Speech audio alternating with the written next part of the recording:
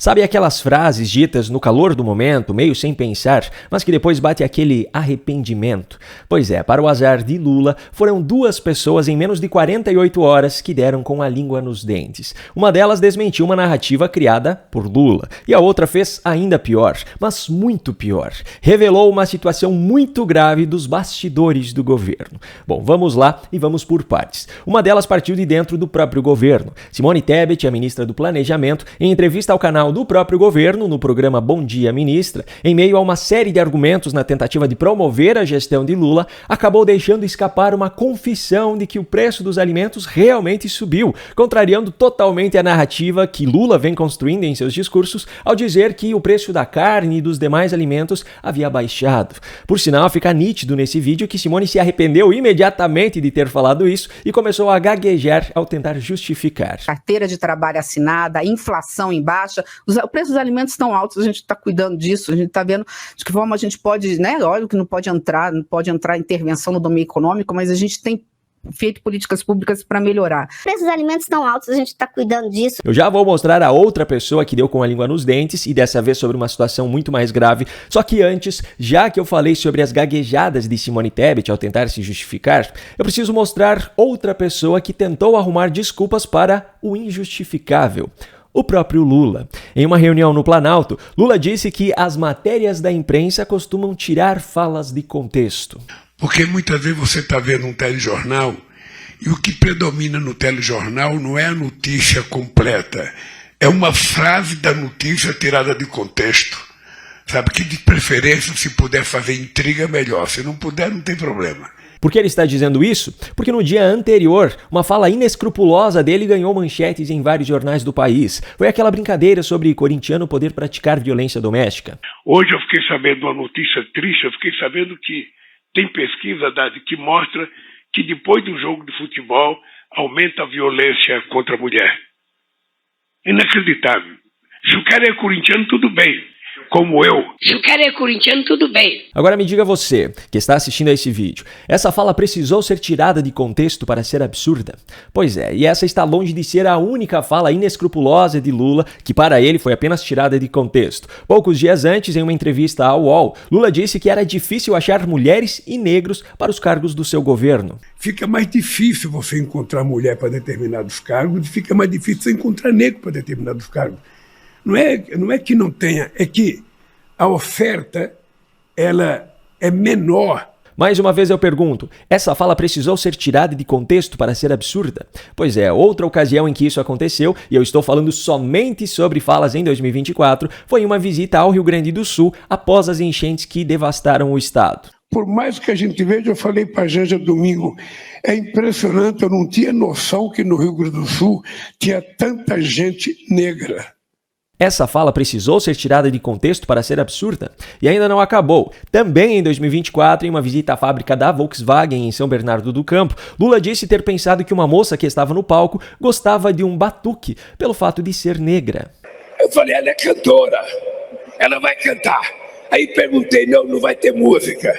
Então ela vai batucar alguma coisa, porque uma afrodescendente assim gosta de um batuque, de um tambor. Essa fala precisou ser tirada de contexto para ser absurda.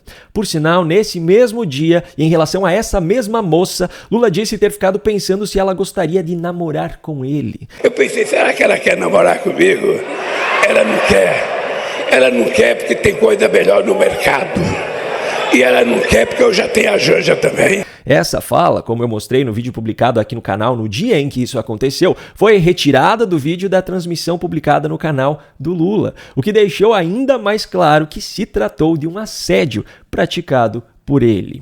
Enfim, Lula, segundo o próprio, não é o culpado por nenhuma dessas falas. A culpa é das outras pessoas que tiram suas frases de contexto, esses brasileiros malvados. Agora, eu quero ver a desculpa que ele vai arrumar para o que eu vou mostrar agora. Uma notícia comprometedora sobre o governo Lula foi publicada nesta quinta-feira por alguns veículos de imprensa. Eu separei aqui a publicação da revista Oeste. Lula decreta sigilo de 100 anos em declaração de conflito de interesses de ministros ministro de Minas e Energia. Não custa lembrar que, durante a campanha de 2022, Lula prometeu convictamente que não haveria sigilo no seu governo. Meus amigos e minhas amigas, não haverá sigilo nas contas públicas. Não haverá sigilo de 100 anos, nem de 10 anos, nem de um dia. E o portal da transparência voltará a funcionar, companheira Dilma. E a lei de acesso à informação será cumprida. Foi nós que criamos a lei do acesso, sabe, às informações, porque qualquer pessoa poderia saber o que acontecia no nosso governo.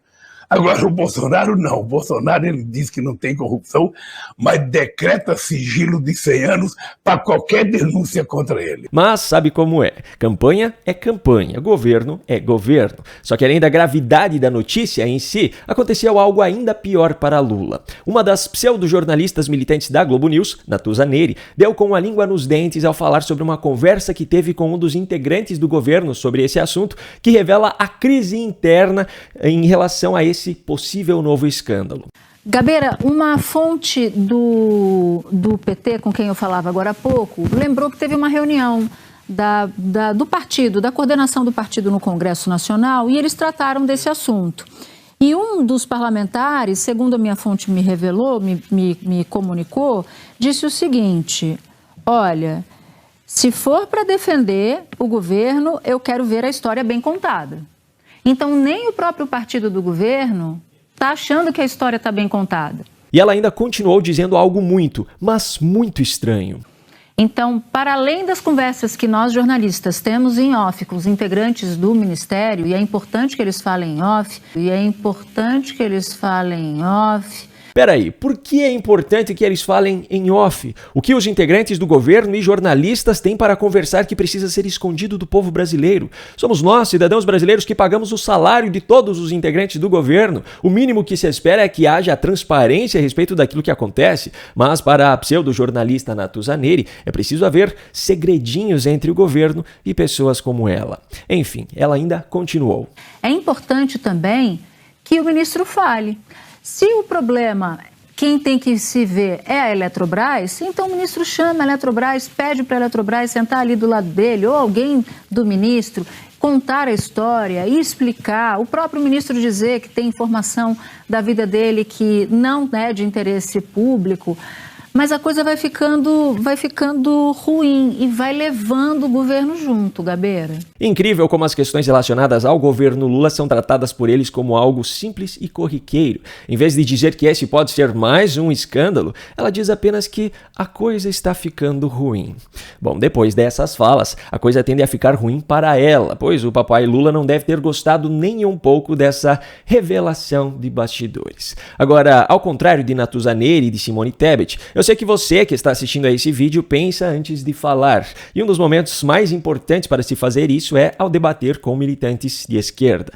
Para ajudar você nisso, eu escrevi um e-book compartilhando 7 estratégias para que você vença debates, seja diante de um público ou nas discussões do dia a dia com pessoas conhecidas a respeito de temas políticos. É um conteúdo objetivo, com ações práticas e a um preço super acessível. O link está aqui na descrição desse vídeo. Um grande abraço e até a próxima.